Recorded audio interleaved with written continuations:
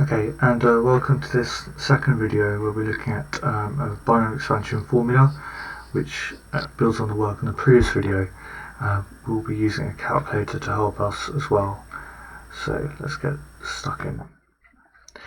So in the formula book in year 12 you're actually given a formula which can help you find any expansion as long as the value of n is positive. Okay, so the expansion looks like this: any number plus any number to the power of n equals a to the power of n plus n1 in brackets, etc, etc, etc. Now there's a few things that we need to understand about this formula, and they're all sort of written here in bullet points. These weird looking brackets are actually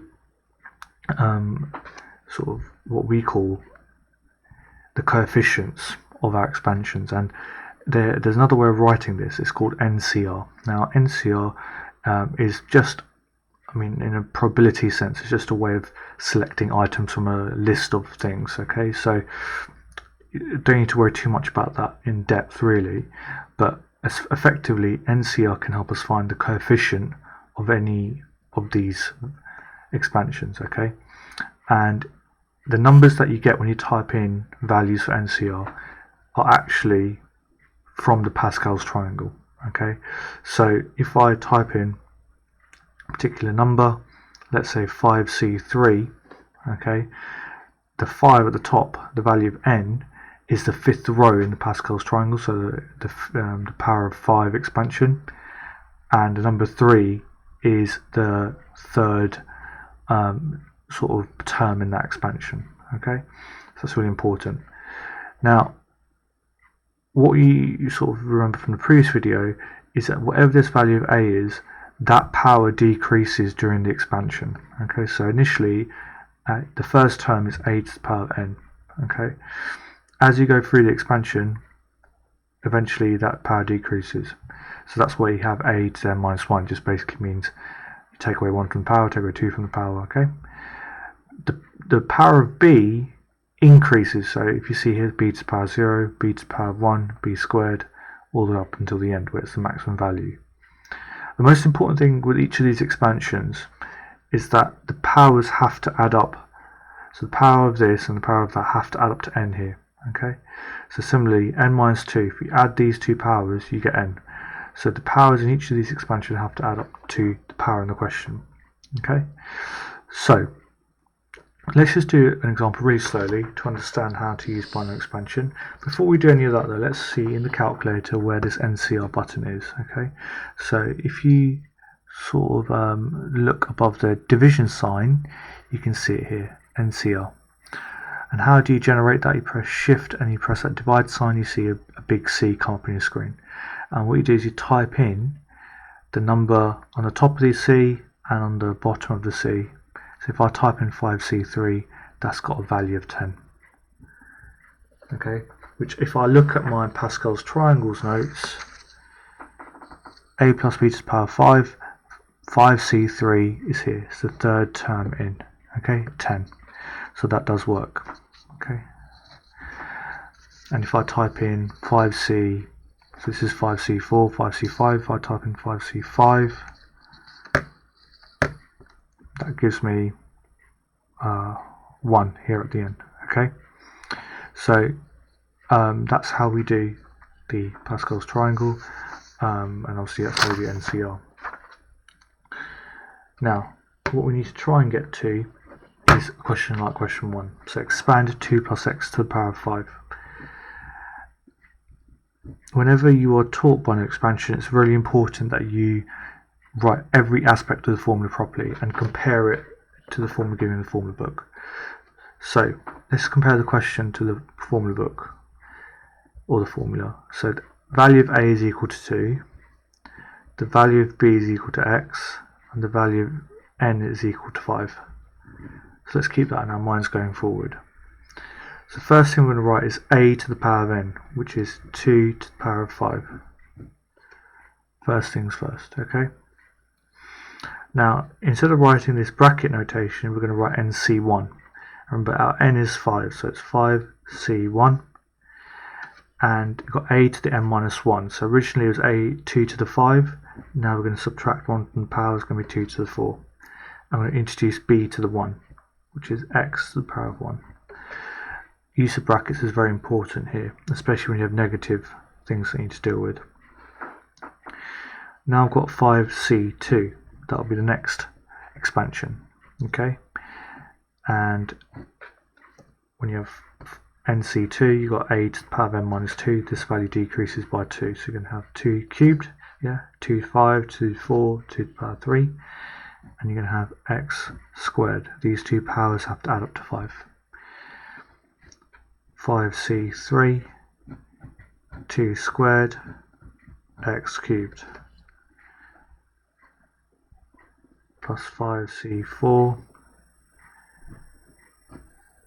2 to the 1, x to the power 4, 5c5, 2 to the power 0, x to the power 5. Okay, so now I've done all the workings necessary to make sure I get the correct answer. Now what I need to do is understand, I need to simplify all these into a line, which is, x terms with coefficients. So I need to evaluate each and every one of these terms, okay? So 2 to the power 5, that's just 32. So the first term in our expansion is 32. Now next terms, and each of these going forward, you've got to bear in mind that they're all being multiplied by each other. So 5c1 times by 2 to the power 4 times by x. So in my calculator, 5 shift divide c1, that's 5. I'm multiplying it by 2 to the power 4, that's 80. So I'm going to have 80x. Now next term, 5c2,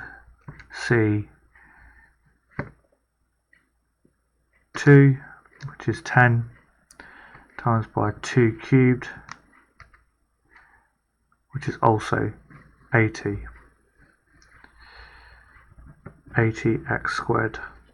Okay, I'll just check that again. 5c2, yep, that's fine.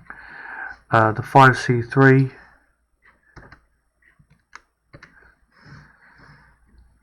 this was 10 times by 2 squared, 4, 40x cubed.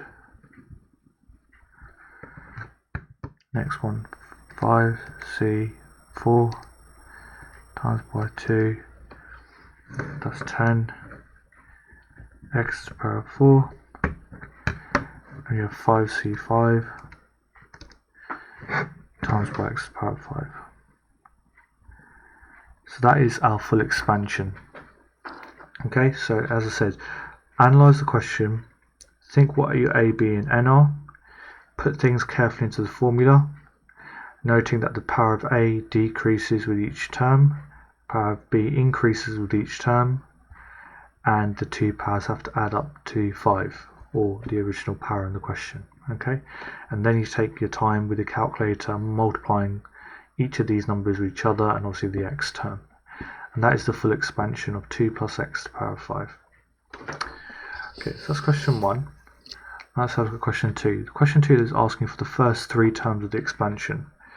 So if they want the first 3 terms, we have 1, 2, 3. Okay, so we need to find out what those things are. Now again, let's just rewrite the question. 3 minus 2x to the power of 8. Okay, right, my a is 3, my b is minus 2x, and my n is equal to 8. Okay, you have to include the sign, even if it's minus, in your formula work.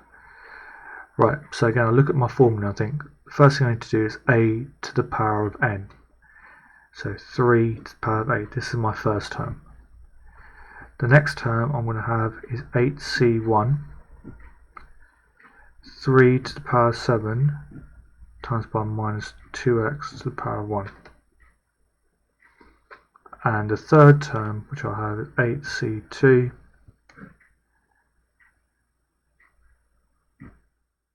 3 to the power of 6 minus 2x squared. Okay. and what we need to then do is evaluate. So 3 to the power of 8, 6561, 8c1 times by 3 to the power of 7, quite a large number, 17,496, and 8c2 times by 3 to the power of 6. Now you've got to be very careful here. I've done these two calculations, 8c2 times 3 to the power of 6. You're then multiplying it by minus 2x all squared, which is actually 4x squared. So you've got to multiply the number in the calculator by 4.